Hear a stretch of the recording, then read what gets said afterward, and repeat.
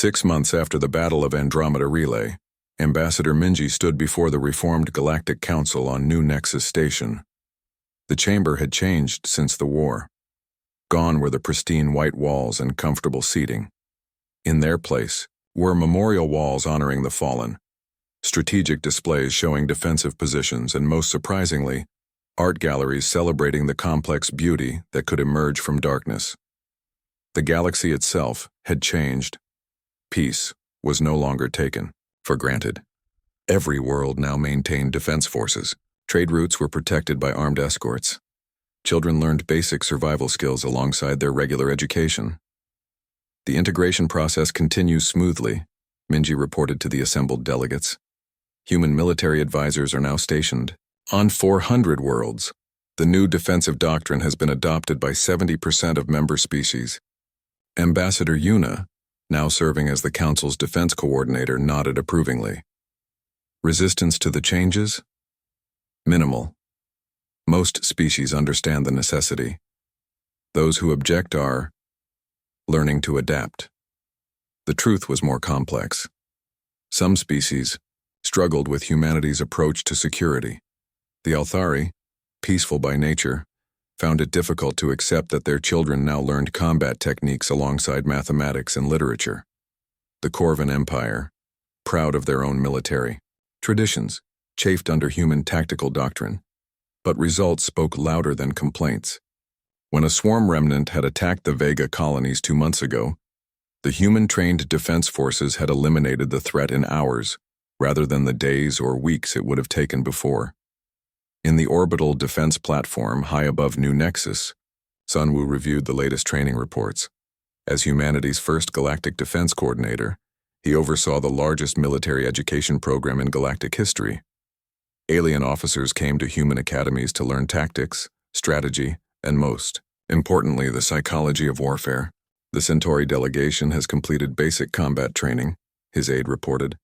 They're requesting advanced courses in urban warfare and civilian protection. Sunwoo smiled. The Centaurians were among the most peaceful species in the galaxy. 6 months ago, they would have considered such training barbaric. Now they understood that protecting civilians sometimes required uncomfortable skills. Approved. Assign them to the Luna facility. Commander Park runs the best urban warfare program in the system. The changes weren't just military. On Earth, Dr. Jiho published his latest research into the swarm's origins. What he had discovered disturbed governments across the galaxy. The Void Swarm was not the first created weapon loose in the universe, he wrote in his report. Our analysis of their biomechanical structure reveals at least 7 distinct design influences. Someone or something has been creating biological weapons and releasing them into populated space for millennia. The implications were staggering. The galaxy faced not just the remnants of one destroyed weapon, but the possibility of others. Worse, the creator or creators were still out there, presumably still active.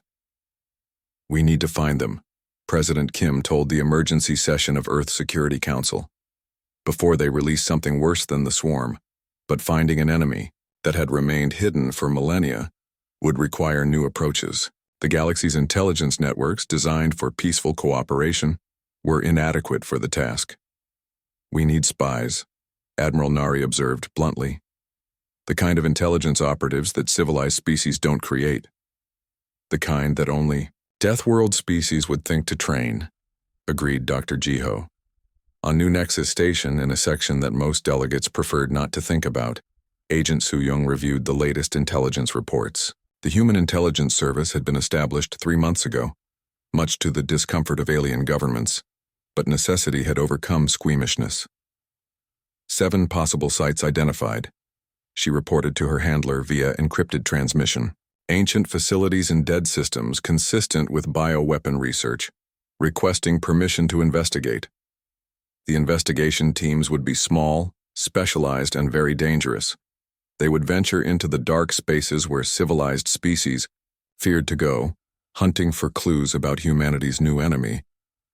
Meanwhile, on the garden world of Althari Prime, Dr. Chae-young opened the first integrated medical facility in the galaxy.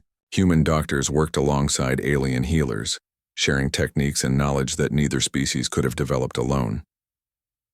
The human approach to emergency medicine is intense, she explained to a visiting delegation, but effective. They treat patients as warriors to be saved rather than victims to be comforted. In the trauma ward, she watched Dr. Hansel perform surgery on a mining accident victim. The human doctor's hands moved with precise efficiency, guided by training that assumed the worst and prepared for everything. "Your people," she said to him during a brief break. "You approach healing like warfare." Hansel looked up from his patient charts. "All medicine is warfare.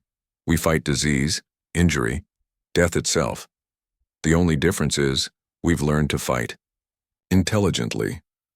This philosophy was spreading throughout galactic medicine. Emergency response times had improved dramatically. Survival rates for serious injuries had doubled. The techniques developed during the war were saving lives in peacetime. But perhaps the most significant change was cultural. The galaxy's artistic renaissance had begun in the refugee camps during the war, where human and alien survivors had shared their stories, their fears, and their hopes. On the artist colony of Haven Station, Jamin put the finishing touches on his latest sculpture. The piece combined human concepts of controlled aggression with Althari aesthetics of flowing beauty. It was beautiful and dangerous, peaceful and threatening all at the same time. "I call it Guardian," he explained to the mixed crowd of human and alien observers. "It represents what we've become, protectors who are willing to be feared so that others can be safe." The response was enthusiastic. Art critics called it post-war realism, a new movement that found beauty in strength, peace in preparedness, and hope in the willingness to face darkness. In the quiet suburbs of Seoul, Spaceport Ambassador Yuna walked through the gardens with her human counterpart. Earth had changed too, she noticed. The people seemed more confident, more aware of their place in the universe. Children played in the parks, their games a mixture of human traditions and alien influences. They built sandcastles and practiced tactical formations. They sang lullabies in 12 different languages. They drew pictures of both flowers and spaceships. "Your species," she said to Minji. "You've given us something we never had before." "What's that?" "Hope that we can be stronger without losing who we are." Minji nodded, understanding. "That's what we learned long ago on Earth. Strength without wisdom is just brutality. Wisdom without strength is just wishful thinking. You need both." As they walked, news arrived via priority transmission. Another dead system had been investigated. Another bioweapon research facility had been found, long abandoned but still containing traces of active projects. The galaxy was safe from the void swarm, but it was not safe. In the dark spaces between the stars, other threats waited. Other weapons developed by unknown creators for unknown purposes. But the galaxy was no longer defenseless.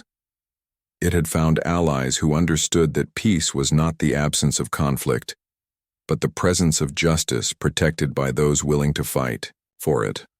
The human fleet patrolled the outer systems, hunting for threats and protecting the innocent. Human advisors trained alien forces in the arts of war and peace. Human scientists studied the darkness between stars, preparing for whatever might emerge. And in the reformed Galactic Council, representatives from 1,000 worlds worked together, not just to govern, but to survive and thrive in a universe that was far more dangerous than they had ever imagined. The galaxy's desperate plea had summoned humanity from their distant world. What they received was more than lethal allies. They had found teachers who showed them that true civilization required both the wisdom to choose peace and the strength to defend it. The war was over, but the real work had just begun. In a universe full of predators, they had learned to be apex protectors, guardians willing to stand watch in the darkness so that others could sleep safely in the light. The Andromeda Relay hung in space like a jewel, its massive hyperspace gates connecting the outer rim to the galactic core. Through these gates flowed trade, communication, and life itself for trillions of beings across the galaxy. If the Void swarm captured the relay, they would have a clear path to the heart of civilization. General Seung-hyun stood in the command center of the flagship Terra's Wrath, watching the largest fleet in galactic history prepare for battle. Human warships formed the backbone of the armada, but they were joined by vessels from 50 different species. The galaxy had finally learned to work together, united by the simple desire to survive. Status report, Seung-hyun ordered. Swarm. Forces detected at the edge of the system, reported Captain Young-ho from the Cybernetics Division. Preliminary count shows over 200 capital bioships, supporting craft in the thousands. Seung-hyun nodded grimly. It was exactly what they had expected. The swarm had gathered its largest force ever for this final push to the galactic core. And our secret weapon? Ready for deployment, Young-ho replied. The viral code is loaded into the stealth ship Silent Running. Captain Arim reports ready for insertion. The plan was insane by any conventional military standard. Instead of meeting the swarm head-on, they would allow the enemy fleet to advance toward the relay. But as the swarm passed through the hyperspace gate, a single human ship would penetrate their formation and deploy a quantum virus directly into their collective consciousness. The virus was Seojin's masterpiece, a philosophical paradox translated into digital form. It posed questions that had no answers, presented logical contradictions that could not be resolved, and forced the swarm's collective mind to consider concepts that their simple programming could not process. "Sir," called Lieutenant Min-soo from the communication station. "Incoming transmission from the Galactic Council." Ambassador Yuna's image appeared on the main screen. Behind her, Seung-hyun could see the emergency session of the council in progress. Representatives from across the galaxy watched anxiously. "General Seung-hyun," Yuna said formally, "the council has voted. If your plan fails, we are prepared to surrender the outer systems and fall back to the core worlds." "Understood," Seung-hyun replied, "but it won't fail." "How can you be certain?" Seung-hyun smiled, and there was something in that smile that reminded Yuna why the galaxy had feared humans for so long.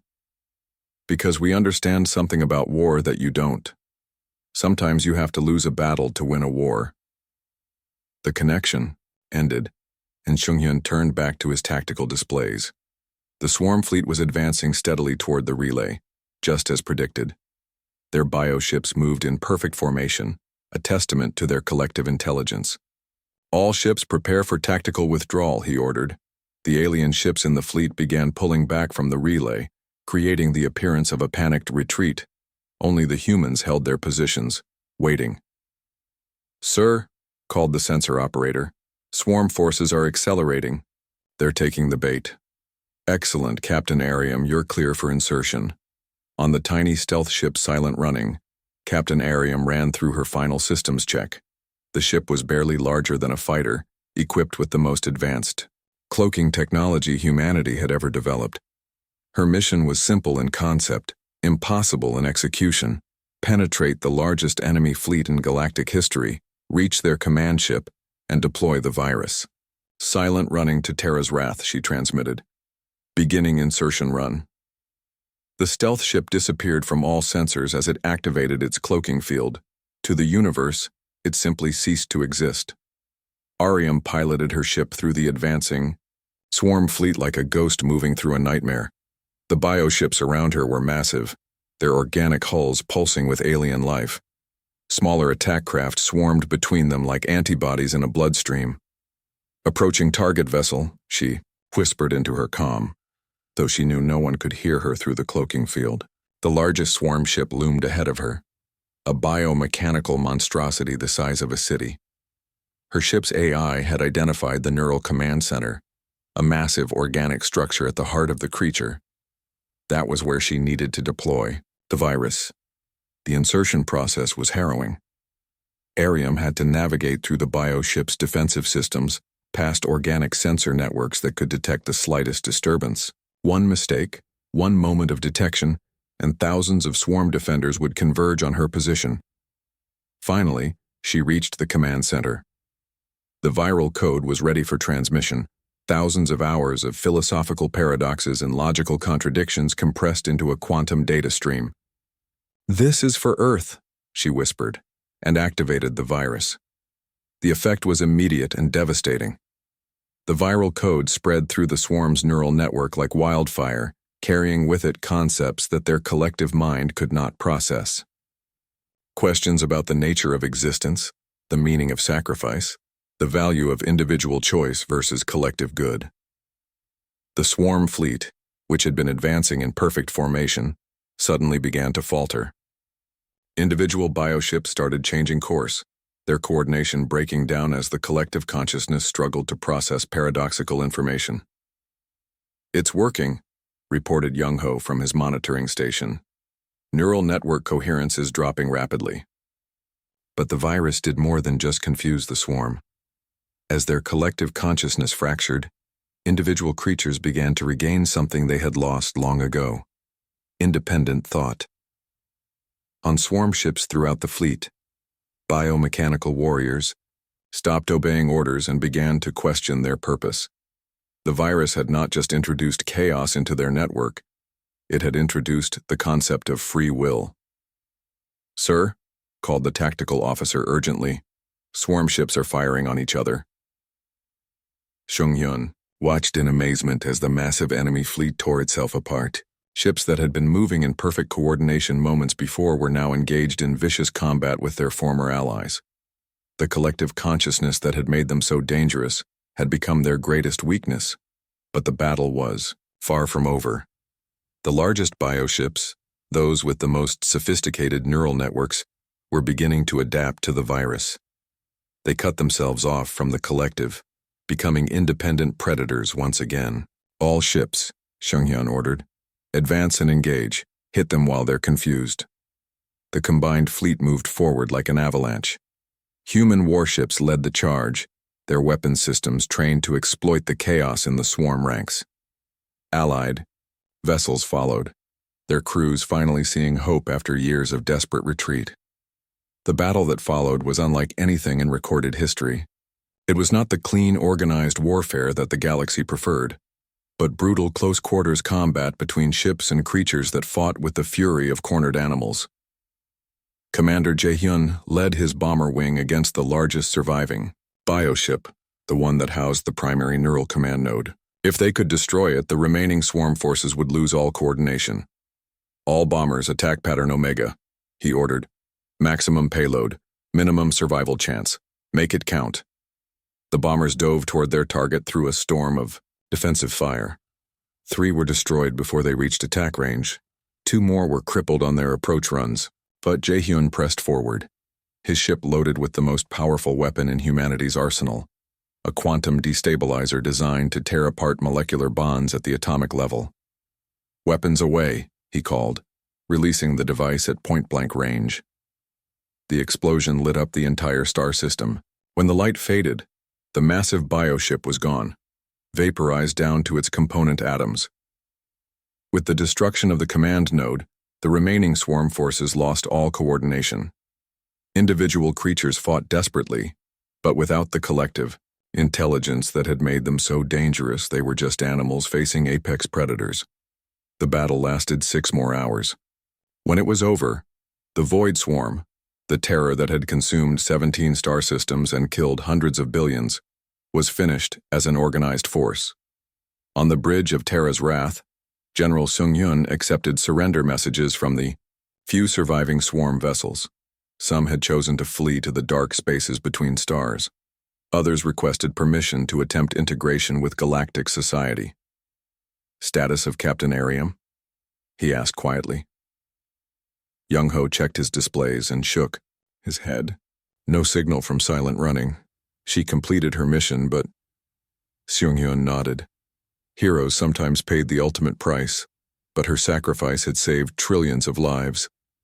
As news of the victory spread across the galaxy, celebrations began on 1,000 worlds. The nightmare was over. The swarm was defeated, but on Earth, in the quiet offices of the Strategic Defense Initiative, scientists were already studying the viral code that had won the war. They had learned something important about the nature of consciousness and free will, and they wondered what other collective minds might exist in the dark spaces between the stars, waiting for their own dose of human philosophy. The human fleet dropped out of hyperspace at the edge of the Kepler sector, like wolves emerging from a dark forest. Commander Do-Yun stood on the bridge of his battlecruiser, the Fenrir's Fury, and watched hell unfold on his main screen. The planet below had once been beautiful. Yoonji, his tactical officer, had shown him the old records during their journey. Rolling green hills, crystal blue oceans, cities that gleamed like jewels in the sunlight. Home to 3 billion peaceful farmers and artists. Now it was dying. The void swarm covered the planet like a disease. Their bioships, massive organic monstrosities the size of city blocks, hung in orbit like vultures. Smaller attack craft swarmed, between them, feeding on the remnants of the planet's defense fleet. Status report, Do-Yun ordered. 17 swarm capital ships in orbit, Yoonji replied, her fingers dancing over her control panels. Approximately 3,000 smaller attack craft. The planetary surface shows massive bioconsumption in progress. Survivors? Unknown. But, if there are any, not for long. Do-Hyun activated the fleet communications. 23 human warships waited for his orders. Each one bristled with weapons that the peaceful galaxy had never imagined. Kinetic cannons, nuclear torpedoes, plasma cutters designed to slice through armor like butter. All ships. This is Fenrir Actual. You know what we came here to do. These things have been eating civilized people for 3 years. Time to show them what uncivilized looks like. On the carrier Valkyrie's wing, Commander Taehyun was already in his cockpit. His fighter, the Ghost Dancer, was one of 36, interceptors ready for launch. The pilots around him were young, eager, and trained for only one purpose: killing things in space. Ghost Squadron, sound off, Taehyun ordered. Ghost 2, ready to hunt. Ghost 3, weapons hot. Ghost 4, let's go earn our pay. The responses came quickly. These pilots had trained their entire lives for this moment, not to explore or discover, but to fight and win. Launch all fighters, Do-Hyun commanded. The human attack began with precision that the galaxy had never seen. No warnings, no attempts at communication, no hesitation. The first wave of kinetic torpedoes struck the swarm capital ships before they even knew the humans were there.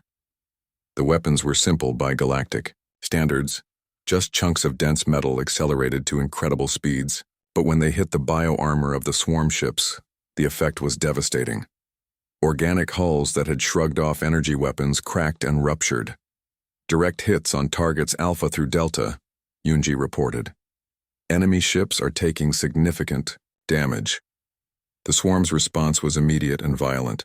The bioships began turning toward the human fleet, their organic weapons charging with sickly green light. Smaller attack craft broke away from the planet and swarmed toward the humans. Here they come, Do-Hyun muttered.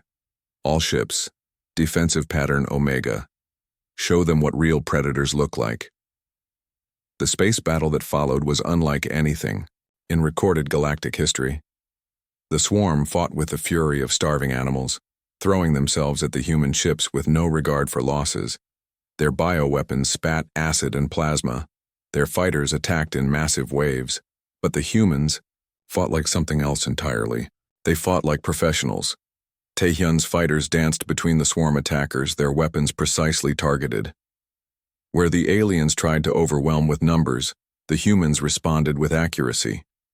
Each shot was calculated, each maneuver planned. Ghost leader to all squadrons, Taehyun called over the comm. Focus fire on the command nodes, those big ugly lumps on their main ships.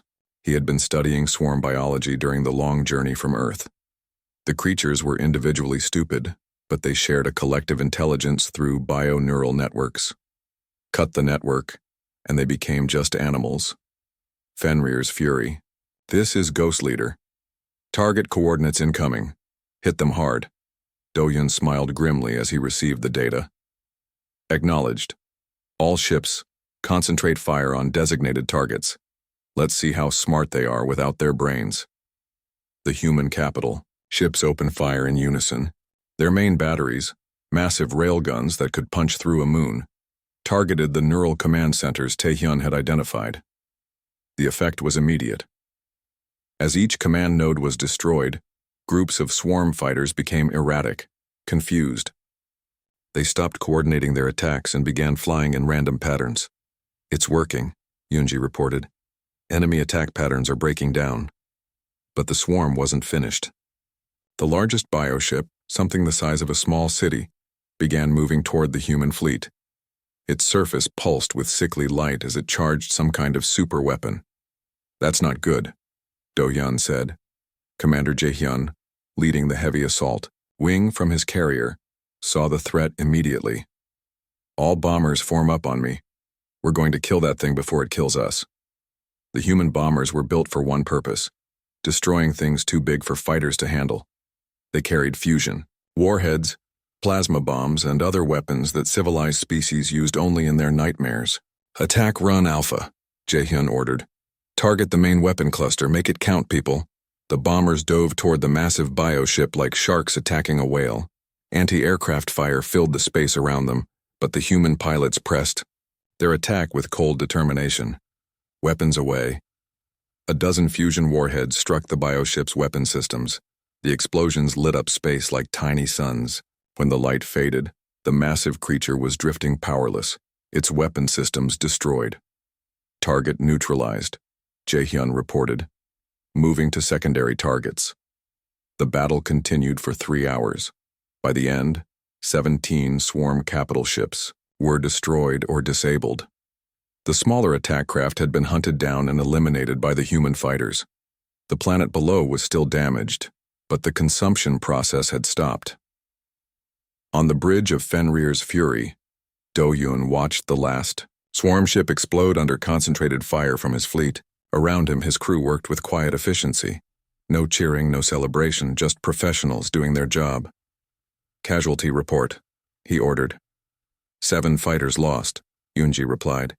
2 ships with minor damage, no capital ship losses. Do-hyun nodded. The humans had just won the first victory against the Void Swarm in 3 years, and they had done it without losing a single major vessel. "Signal the Galactic Council," he ordered. "Tell them the humans have arrived, and tell them we're just getting started." In the depths of space, automated sensors recorded the battle and transmitted the data across the galaxy. On 1,000 worlds, alien observers watched the recordings with a mixture of hope and terror. The humans had won, but the way they had won, the cold efficiency with which they had destroyed their enemies, reminded many why their ancestors had quarantined Sol System in the first place. These creatures were not just warriors.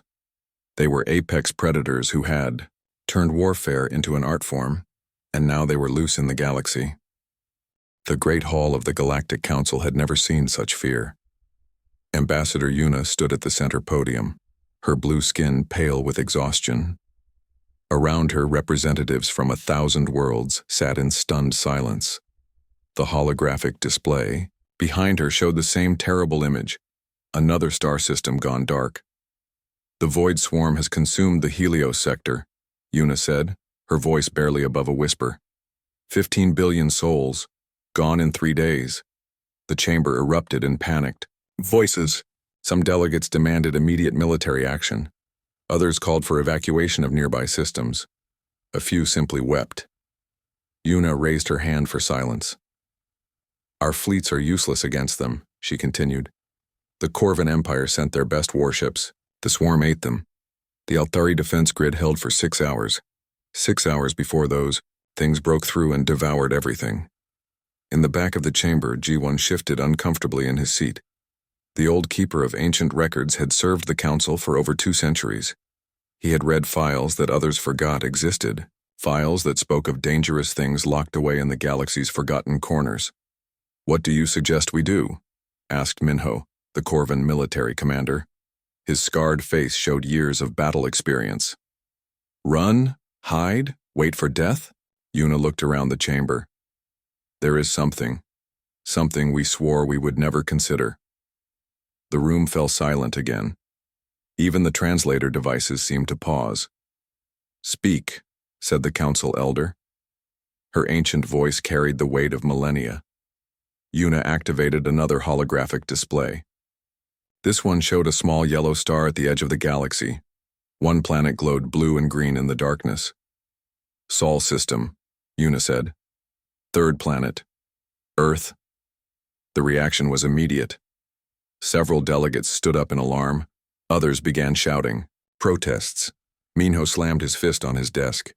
That system is quarantined for good reason, he yelled.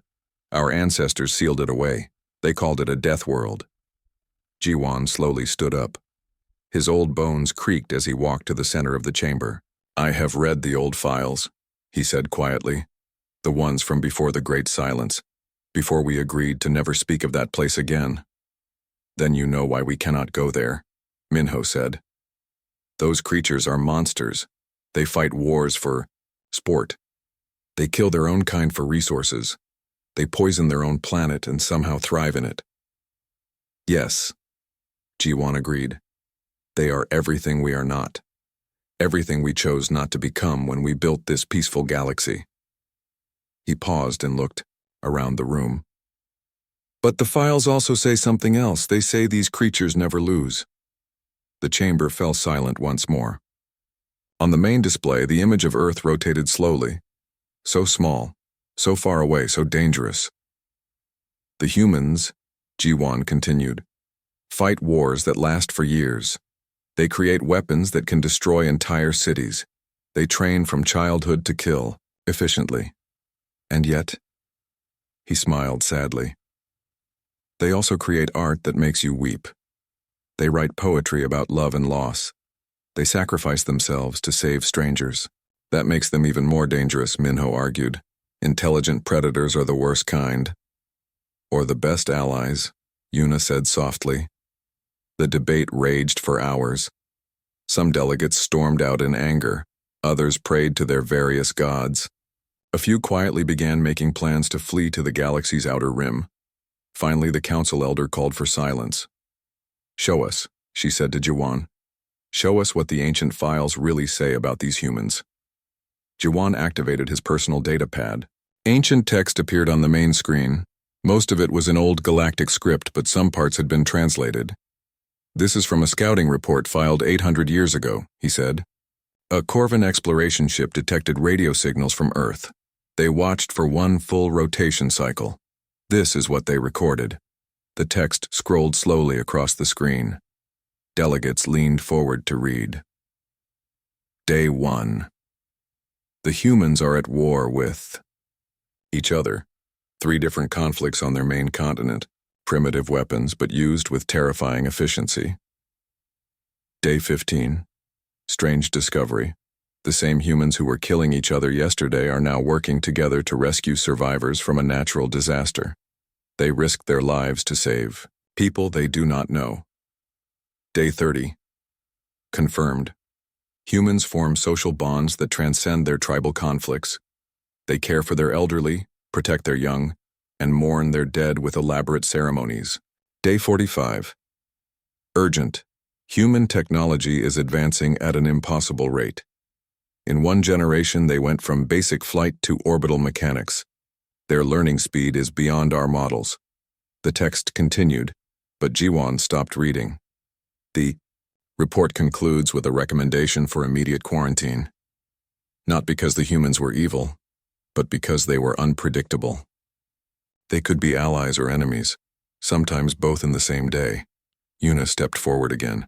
The Void Swarm has destroyed 17 sectors. Our total military might could not stop them. We need something different, something unexpected. Something as dangerous as they are, added the council elder. Minho looked at the image of Earth one more time. And if we contact them? What then? How do we control creatures that cannot be controlled? We do not control them, Una said. We ask for their help, and we hope they choose to give it. The vote was close. 512 delegates voted yes, 508 voted no.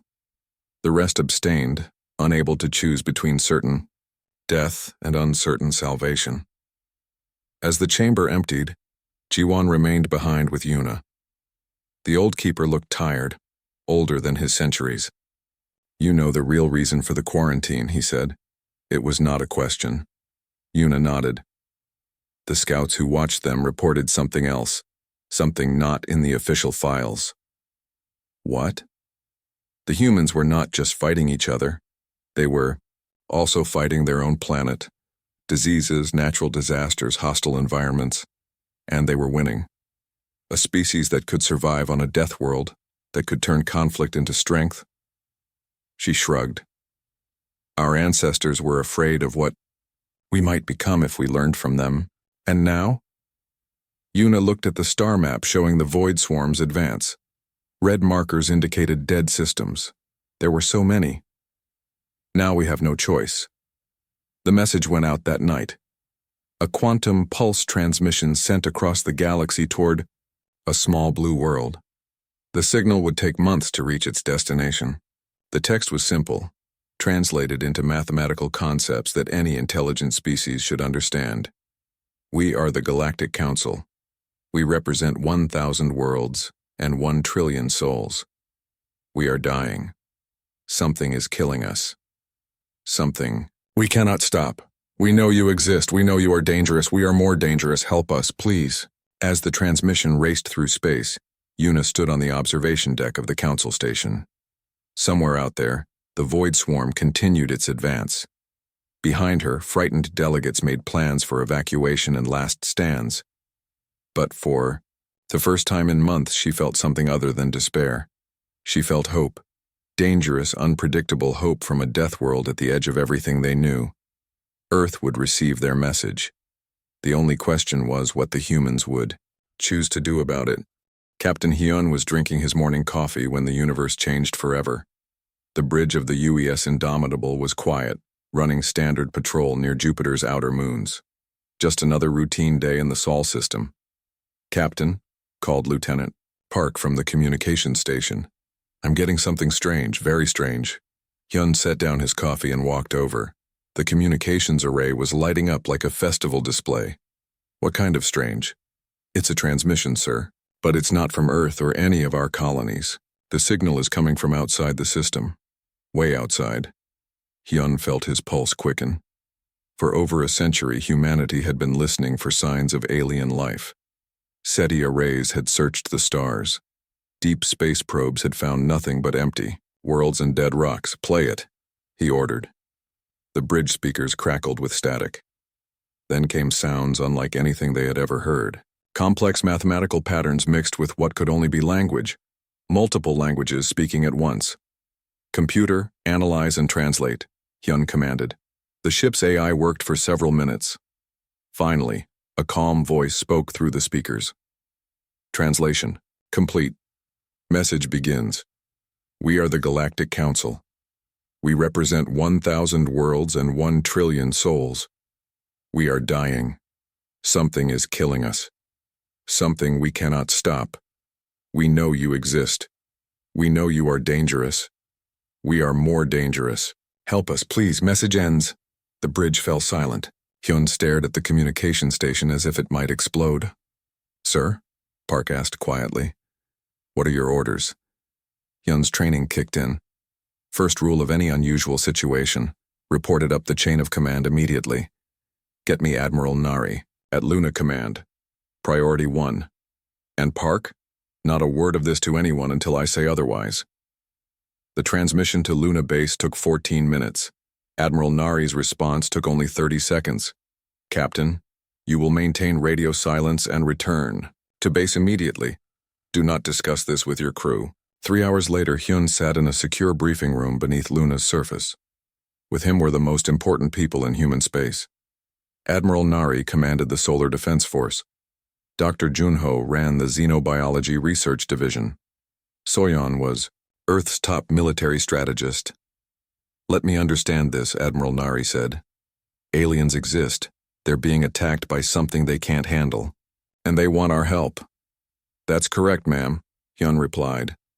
The transmission included data packages, technical specifications about their attackers. "It's disturbing." Dr. Junho activated the holographic display. Images appeared that made everyone in the room uncomfortable.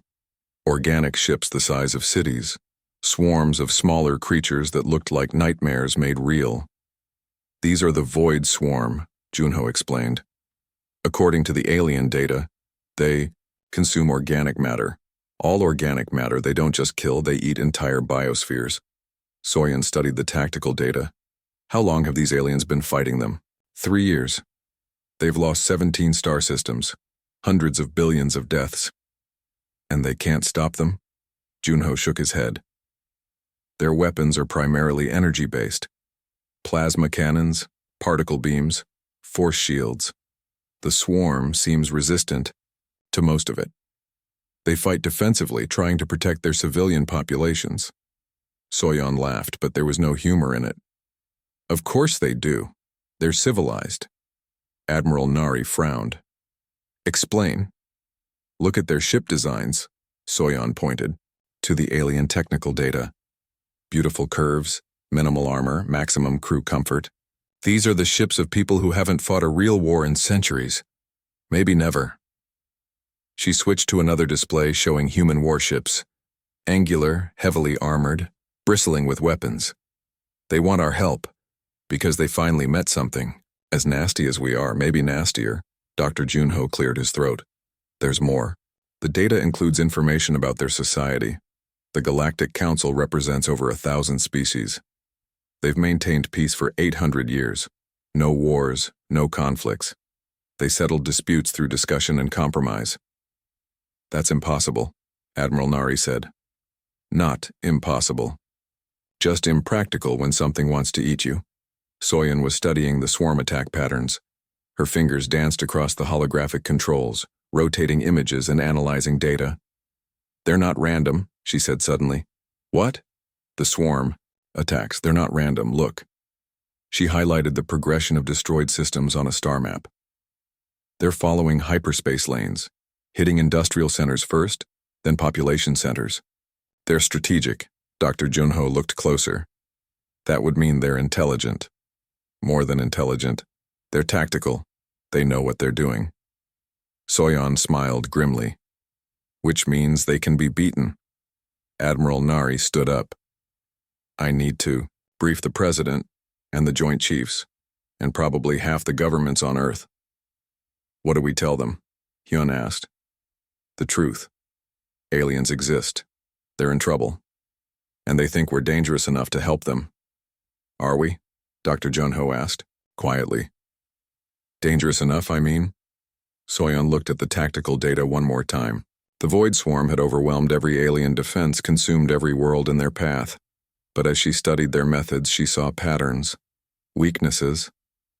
Oh yes, she said softly. We're dangerous enough. The meeting lasted 6 more hours. Plans were made, resources allocated, calls placed to Earth's major powers.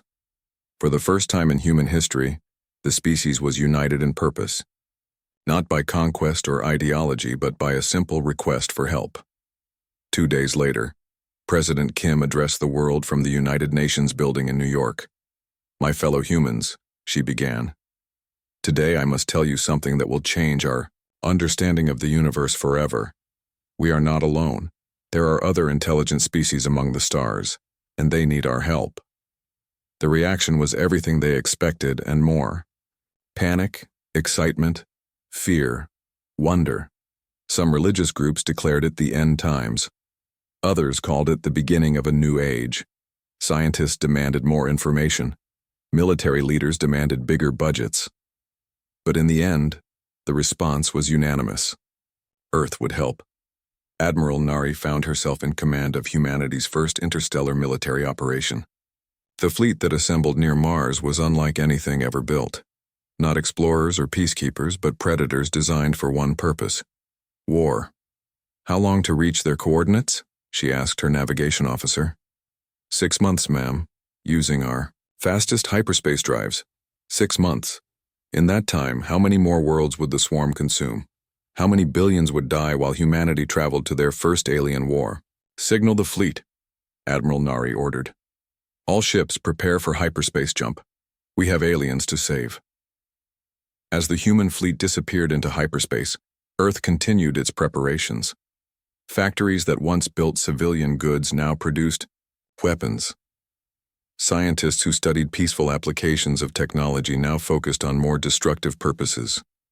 For the first time in decades, Humanity remembered what it was truly good at. Not exploration or art or diplomacy, though they excelled at those too. They were good at war. And now, finally, they had found a war worth fighting. Dr. Che-Young had seen many strange things in her long career as a medical officer aboard the Althari hospital ship Harmony. She had treated radiation poisoning from failed experiments, exotic diseases from unexplored worlds, and injuries from encounters with dangerous wildlife. But she had never seen anything like the humans.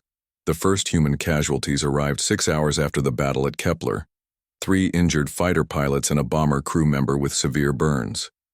Che-Young expected to treat savage warriors, barely, civilized killers who solved problems with violence.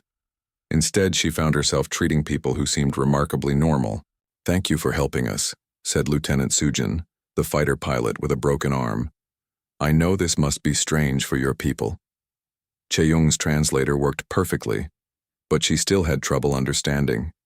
This human had been killing swarm creatures just hours ago. Now she was politely thanking her alien doctor and asking about her family. "I have read your medical files," Che-Young said carefully. "Your species is aggressive." Sujin laughed, which the translator indicated was an expression of humor rather than threat. "Aggressive, yes, but not mindlessly so. We choose when to be violent." "Choose?" The human pilot looked at her own hands. Strong hands, Che-Young noticed. Hands that could pilot a fighter through combat maneuvers, but were now gentle as they held. A data pad showing pictures of Earth. "Violence is a tool," Sujin explained, "like a surgeon's knife. Dangerous if used wrongly, but necessary when used correctly. We learn to control it." Before Che-Young could respond, alarms began sounding throughout the ship. The swarm had sent infiltration pods toward the refugee convoy they were protecting. Small biomechanical creatures designed to board ships and consume the crew. The Althari security team responded with their standard equipment. Stun weapons designed to incapacitate without permanent harm. They were effective against other civilized species, but useless against the swarm's bioarmor. Sergeant Wu Sung and his human marine squad were resting in the ship's cargo bay when the alarm sounded. They moved with practiced efficiency, checking weapons and donning armor in less than 90 seconds. "What's the situation?" Wu Sung asked the Althari security chief. "Swarm infiltrators in Section 7, 18 creatures, moving toward the civilian quarters. Our weapons are not effective." Wu Sung nodded. He had expected this. The galaxy's civilized species had forgotten how to fight an enemy that wanted to kill them. "Keep your people back," he ordered. "We'll handle this." "But there are civilians in that section. Our people, families with children." "Understood, we'll get them out." Wu Sung's voice was calm, professional. "But we need to do this our way." The human marines moved through the ship like ghosts. Their weapons were kinetic, old-fashioned projectile weapons that the galaxy considered primitive. But primitive weapons had advantages against bioarmor that energy weapons did not. Wu Sung reached the civilian section first. Through his helmet display, he could see heat signatures, 17 Althari families huddled in their quarters, and 18 swarm creatures, moving toward them with predatory purpose. "Contact in 30 seconds, he whispered into his comm. "Rules of engagement are full protection. No civilian casualties." The other Marines acknowledged silently. They had trained for this scenario hundreds of times. Urban combat with civilian protection was the most difficult kind of warfare, requiring split-second decisions and perfect accuracy.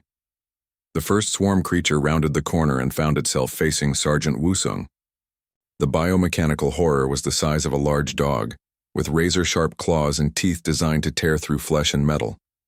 Wu Sung put 3 round center mass. The creature dropped instantly. The battle that followed lasted exactly 4 minutes and 37 seconds. When it was over, all 18 swarm infiltrators were dead. 0 civilian casualties, 0 marine casualties. Che-Young arrived with her medical team expecting to find carnage. Instead, she found Wu Sung kneeling beside a frightened Althari child, offering the young one a piece of chocolate from his emergency rations. "How?" she asked in amazement. "Training," Wu Sung replied simply. We've been fighting wars for thousands of years. We learned how to be precise. Over the following days, Che-Young observed the humans more closely. They were indeed violent, but their violence was controlled, directed, purposeful. They could switch from deadly fighters to gentle healers in the space of a heartbeat. She watched human medics treat wounded aliens with the same care they showed their own people. She saw human engineers working alongside alien technicians to repair damaged ships. She observed human pilots teaching alien fighter crews new combat techniques. "Your species is a contradiction," she told Commander Seojin, the human xenopsychologist assigned to the refugee convoy. Seojin smiled. "How so?" "You are warriors who create art, killers who write poetry, destroyers who build beautiful things." "Not a contradiction," Seojin replied. "A balance. We learned long ago that creation and destruction are two sides of the same coin. You cannot truly appreciate life without understanding death. You cannot protect the innocent without being willing to destroy the guilty. But how do you choose when to create and when to destroy?" Seojin was quiet for a moment, looking out at the stars through the medical bay's viewport. "We ask ourselves a simple question. Will this action protect what we love, or will it harm what we love? Violence in protection of innocence is justified. Violence for its own sake is not." During this time, Seojin was also studying the swarm creatures they had captured. The xenopsychologist had a theory about their true nature, and what she found disturbed her deeply.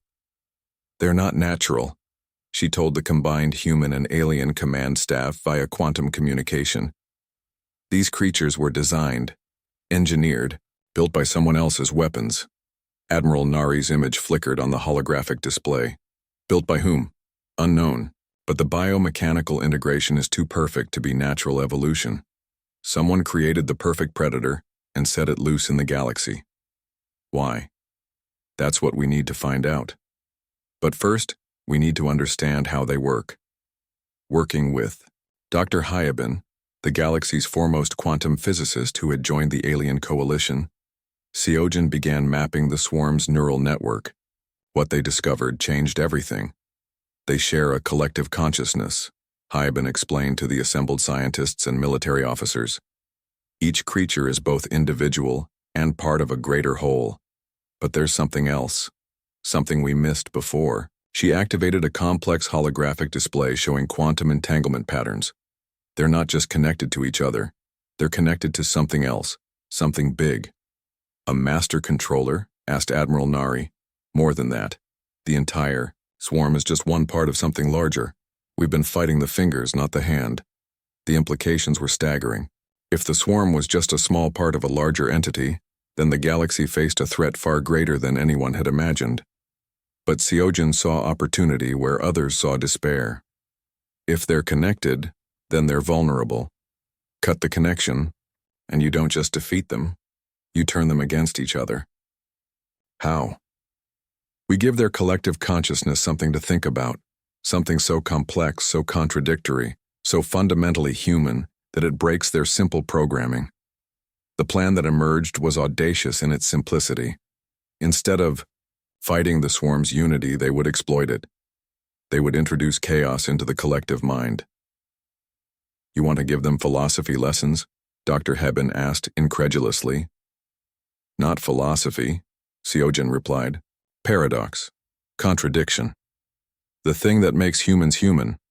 Our ability to hold two opposite ideas at the same time and somehow make them both work." As the human fleet prepared for the next phase of the war, Che-Young found herself understanding something important about their new allies.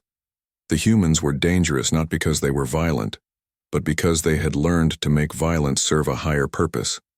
They were not just warriors, they were guardians who had chosen to fight, so that others would not have to.